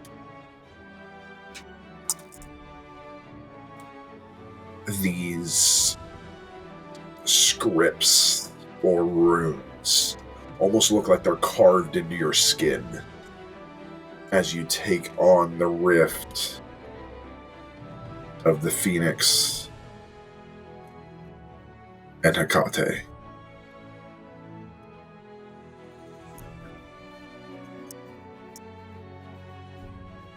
Who else? Is that it? I'm going to as well. Okay. Would you like to explain, or would you like me? I will let you. Okay. So, you see Vera. If you guys have ever seen the Paul Bettany movie, Legion. No. If you've ever seen Legion. So you have the tattoos of the archangels covering your body. You actually grow permanent wings. These large white glowing wings that you're able to kind of furl in. And you have this aura about you, this natural glow.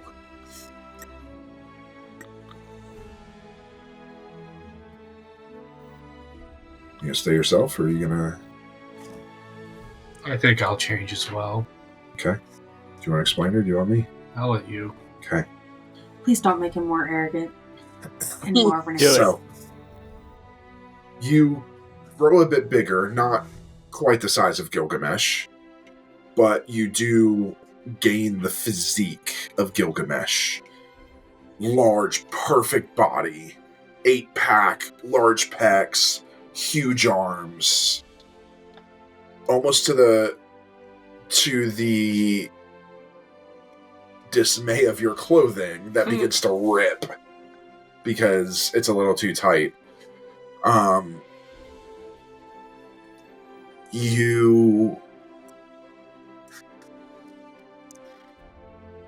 But then you also gain these physical representations of Enkidu, tattoos of random animals that you can invoke at any time. Lions and tigers and bears.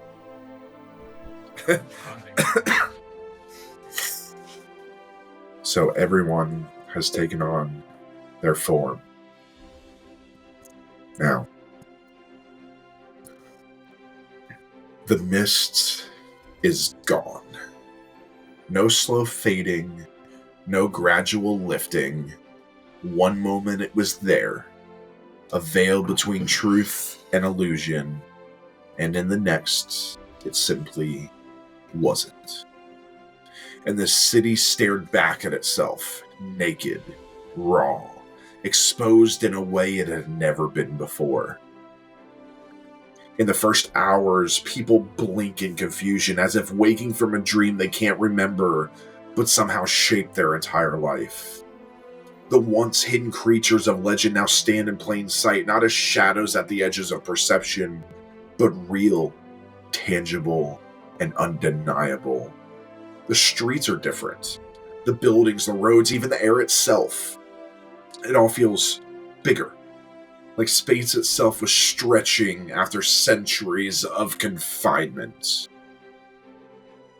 You can see in one area a businessman in a suit drops his briefcase, staring at the massive stone figure that now stands at the foot of his office building.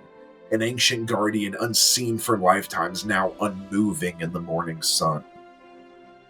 But child reaches out to touch the glowing glyphs that have appeared along the alley walls, the symbols shifting under her fingers like whispers of long-lost magic.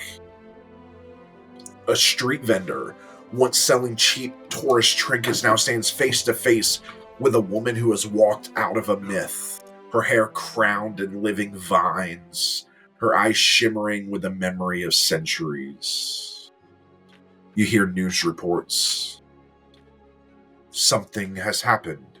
The city, the world, is changed. This is not a trick, not a hoax.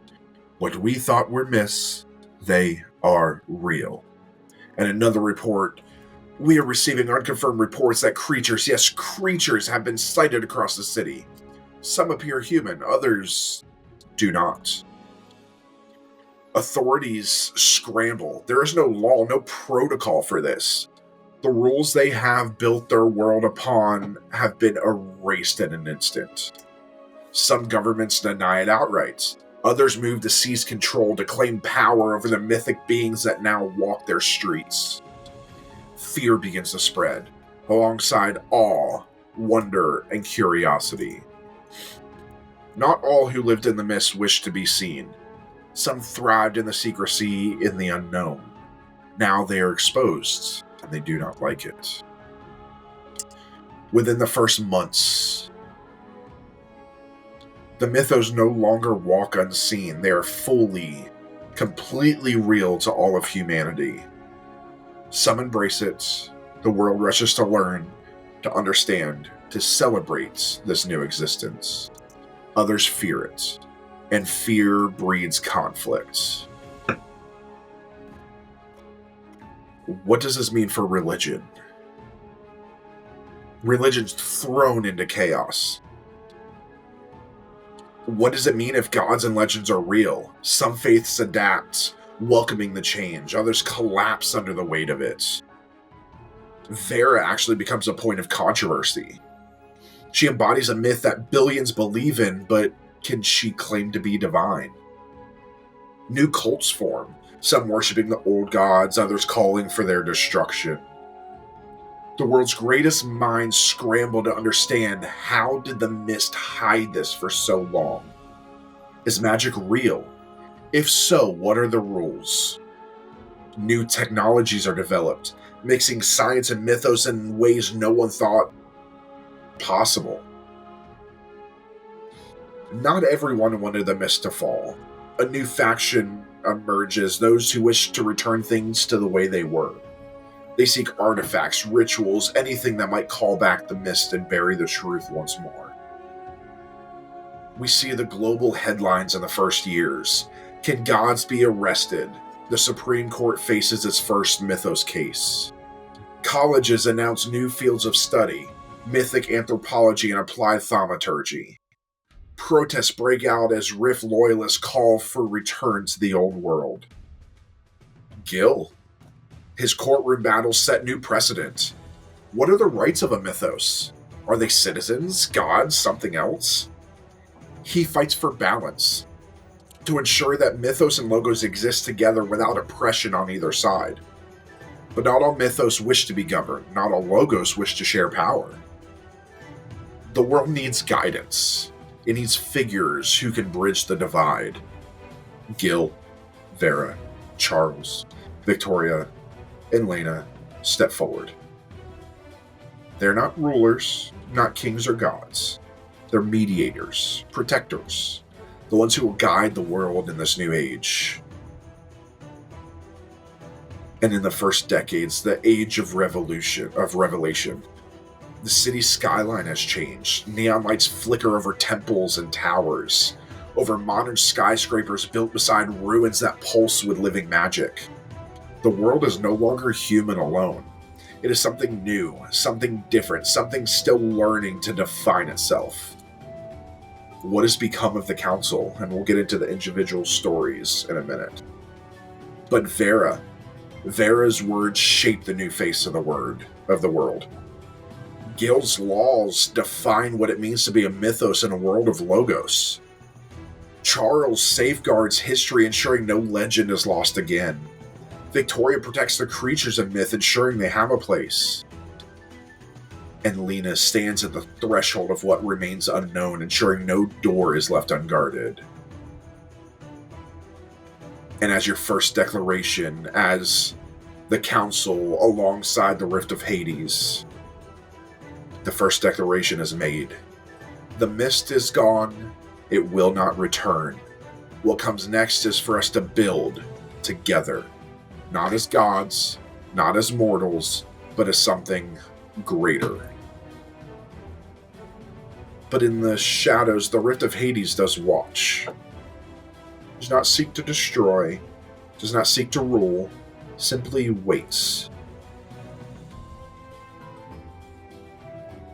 Now, as for each one of you, the fates of the five. The world has changed, but the five who stood at the threshold of its rebirth have changed with it. Each of them walks their own path, carrying the weight of the choice they made that night beneath Red Oak Station. Gil, the architect of justice. In New York City now. In a Mythos courtroom. The courtroom is silent. A man, a mortal, stands on trial. But the witness before him is not. Across from him, seated like a being out of time, is a goddess. For the first time in human history, the law must reckon with divinity. And we see Gil lean forward, hands folded, your gaze sharp as steel. Your Honor, I don't argue that my client is a god. I argue that being divine does not exempt one from responsibility. What is your legacy? You became the first lawyer to represent Mythos in the New World. You wrote the first legal framework for the gods, monsters, and spirits who now walk freely. You fight not for dominance, but for equilibrium, to ensure that the world's laws apply to all. Can a god be sued? Can an immortal be held accountable for crimes? If justice is blind, does it see beyond the veil? As we see Gil exit the courthouse, stepping into a world forever changed. Above him, a mural has been painted. Gilgamesh and Enkidu standing side by side, the balance of power and law. You smirk at it, then walk into the city ready for the next fight. Vera, the last living god. We see you in a cathedral ruined by time but not by faith. You never asked for this. You never wanted it, and yet across the world they look to you. Candlelight flickers across stone, illuminating faces of the faithful, the desperate, the curious. Are you him? A child asks. You just smile, shaking your head. No, I'm just me. Some believe you're a messiah. Others call you a blasphemy. You denied the role of a deity, yet people seek you out hoping to understand this new world. You reject worship, but you teach, you listen, you guide. If gods are real, what does that mean for us? If heaven exists, then what of hell? You walk among them without divinity, yet divine all the same, a being of both faith and doubt. As you leave the church, a man calls out, "What are we supposed to do?" You stop, and without turning back, you say, "Live," and continue to walk. Charles, the librarian of the impossible. We see you at the Athenaeum, the world's first mythic archive. The halls of the Athenaeum are lined with books, relics, artifacts of forgotten ages. And at its heart, you stand before an ancient doorway, one never meant to be open. Your fingers trace the symbols on the door, Ancient, familiar, dangerous. The past was not meant to be remembered, they once said, but they were wrong. Every legend has a cost, you murmur to yourself, but ignorance, that costs more. You built the first true mythic archive, preserving stories that might have been lost forever. You bridge the old world and the new, ensuring history is told by those who lived it. You study what remains unknown because some myths must still be unraveled. If the mist hid the mythos for so long, what else is still waiting in the dark? As you push the ancient door open, stepping into a chamber untouched for thousands of years. The air is heavy with dust and whispers of the past. You light a lantern and begin to read. Victoria, the guardian of the wild. We see you on the border of civilization and the unknown. Not all creatures belong in the city. Not all stories wish to be part of this world. You stand at the edge of the wilderness, watching a beast that should not exist, and yet it does. The griffin watches you, its golden eyes sharp, questioning. They don't know what to do with you, do they? You say. The griffin doesn't answer, but it doesn't need to. You created the first sanctuaries for creatures of myth, protecting those that humanity is not ready for. You ensure not all legends are forced to live among mortals. You understand that coexistence does not mean captivity. If creatures have rights, can they be owned, hunted, protected? You kneel, extending a hand. The griffin snorts but does not flee. You murmur, "You don't belong in cages. You never did." And as you walk away, the griffin trails behind. Lena, the keeper of the threshold, we see you at a crossroad of worlds. You were never meant to be a leader, never meant to hold power, but someone has to stand guard at the gates. And so, you did. The flames flicker across your arms, the rebirth of a phoenix, never truly at rest. The veil is gone, but doors still exist, and some doors must never be opened. Not while I'm here, you mutter. You became the enforcer of the balance between mythos and logos. You watch over what should never return because some myths are meant to stay buried. You are the last line of defense against the unknown. Some stories should never be told. Some monsters should never return. We see you standing before a crumbling archway, your hands wreathed in fire. Something moves in the dark. Something whispers.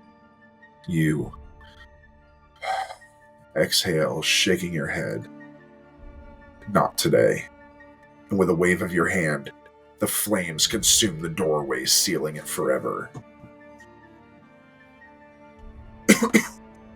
Decades later, a new era has begun. The world has changed, but the five who shaped it remain. They are not kings, they are not gods, they are the council. The ones who held the line when the rift of Hades tested them. And above it all, in the deepest shadows, he watches, waiting and smiling. And that, my friends, is the City of Mist. That was awesome.